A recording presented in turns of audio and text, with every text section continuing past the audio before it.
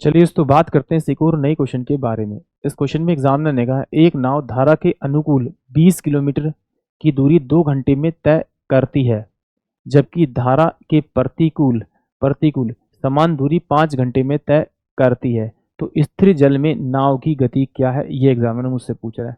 कभी कभी बच्चे ना कंफ्यूज होते हैं अनुकूल और प्रतिकूल, तो अगर नहीं समझ में आए तो ध्यान रखना, जिसमें ज़्यादा टाइम ले रहा होगा ना वो क्या होगा, विपरीत दिशा वाली होगी, यानी कि धारा के प्रतिकूल चाल होगी। ये बात ध्यान रखना, अगर नहीं समझ में आए तो इस तरह से हमेशा पहचान लेना। जो ज़्यादा टाइम लेगा भैया, इसका मतलब है कि उसकी स्पीड कम होगी, तो इसका मतलब टाइम ज़्यादा लगेगा।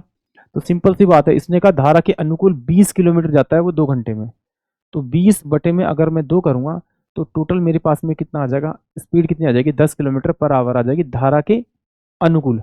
और धारा के प्रतिकूल कितना जाएगा, आपका टोटल डिस्टेंस 20 है और स्पीड कितनी, टाइम कितना आपका 5 घंटे, तो 5 5 चौक 20, यानी कि 4 किलोमीटर पर आवर।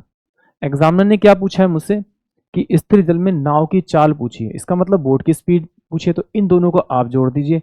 जोड़ेंगे तो आपका 14 आएगा, 14 को आप 2 से डिवाइड करेंगे तो आपका 7 किलोमीटर पर आवर आएगा। ये क्या आएगी, आपकी बोट की स्पीड आ जाएगी जो एग्जामिनर ने आपसे पूछा है। यानी कि ऑप्शन जो ए होगा वो इस क्वेश्चन के लिए करेक्ट होगा। एग्जाम में तो इस तरह से करना है, एक बार समझ लेते हैं जरा इसको। देखिए एग्जामिनर ने क्या कहा कि भाई धारा के अनुकूल, अनुकूल का मतलब कि अगर बोट की स्पीड x है तो करंट की स्पीड यानी धारा की स्पीड y होगी। और ये स्पीड कब होगी, टोटल डिस्टेंस अपोन में टाइम होगा। तो टोटल डिस्टेंस 20 किलोमीटर करना है, टाइम कितना ले रहा है 2 घंटे, तो इसका मतलब कितना आएगा आपका 10 किलोमीटर पर आवर क्या आ जाएगी, इसकी आपकी स्पीड आ जाएगी आपकी।